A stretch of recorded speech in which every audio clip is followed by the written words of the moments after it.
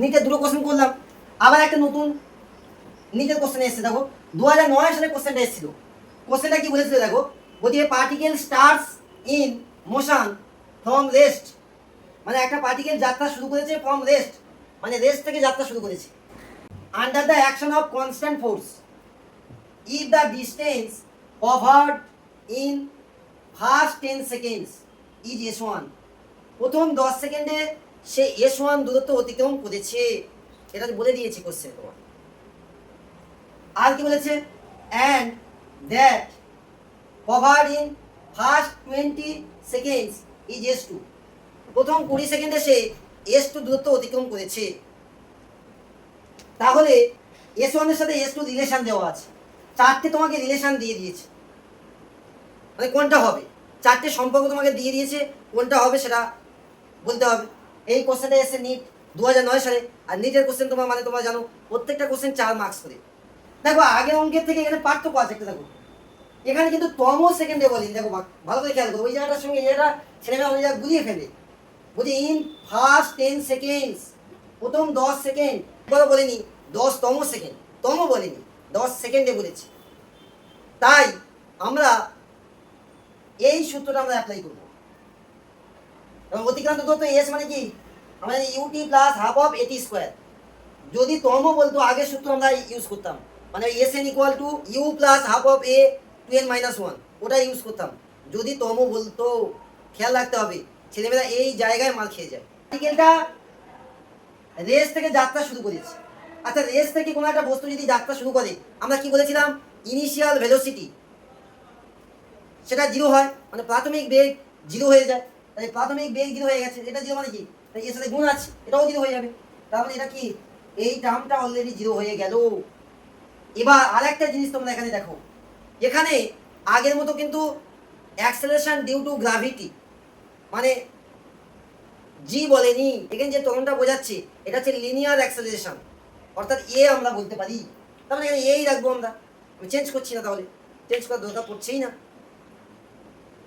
ঠিক আছে, তাহলে আমরা কি বলতে পারছি, এস ইকুয়াল কি বলতে পারছি, তাহলে এই টার্মটা 0 হয়ে গেল, এই টার্মটাই তো 0 না, half of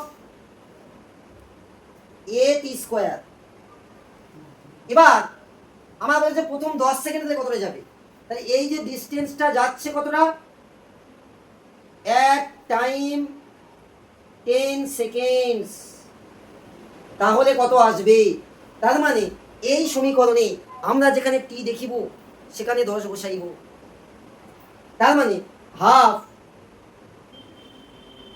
A into T মানে কত 10, 10 স্কোয়ার মানে 100, বুঝতে পারলে, 2 দিয়ে কাটো, 2 50 100, কত আছে 50 এ চলে এলো। এইবার অ্যাকর্ডিং টু কোশ্চেন বা বাই কোশ্চেন এই ডিস্টেন্সটাকে এরা S1 বলেছে, ভালো করে দেখো, এই ডিস্টেন্সটাকে বলেছে কত 10 সেকেন্ডে গেলে সেই ডিস্টেন্সটাকে এরা S1 ধরে নিতে বলেছে। তার মানে এই ডিস্টেন্সটা আমরা S1 বলতে পারি। সিমিলারলি আমরা পরেরটার জন্য, মানে পরের 20 সেকেন্ডের জন্য আমরা কি ভাবতে পারি, তাহলে S at t equal to 20 seconds, তাহলে কত আসবে ডিস্টেন্সটা, হাফ এ টি স্কোয়ার মানে 20 স্কোয়ার, তাহলে 20 20 কত 400, তাহলে 400 আসবে, 2 দিয়ে কাটাকুটি করো, তাহলে কত আসছে 200, তাহলে কত আসছে 200 এ আসছে তোমার, তাই না, 200 এ আসছে। এবার অ্যাকর্ডিং টু কোশ্চেন এই যে প্রথম 20 সেকেন্ডে এই যে যতটা ডিস্টেন্স যাচ্ছে সেটাকে এরা বলেছে S2, বাই কোশ্চেন এটাকে আমরা S2 বলে দিতে পারি, এটাকে আমরা S2 বলে দিতে পারি কোশ্চেন অনুযায়ী।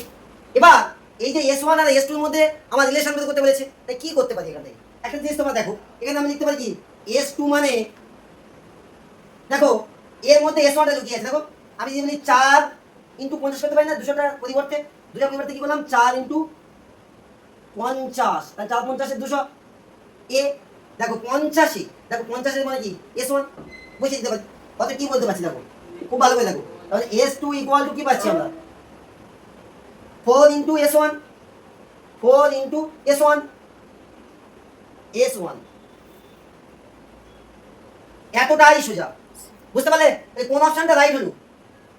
S2 মানে 4S1, তাহলে অপশন বি ইজ রাইট। এতটাই সোজা। এই কোশ্চেনটা এসছে তোমার নিট 2009 সালে, সুতরাং এতটাই সোজা। সুতরাং ভিডিও তো তোমরা ভালো করে দেখো, এরকম নতুন নতুন টাইপের আরও ভিডিও নিয়ে আমি আসবো পরবর্তীকালে। সুতরাং তোমরা পড়তে থাকো, দেখতে থাকো, ভিডিওটা ভালো লাগলে শেয়ার করতে থাকো।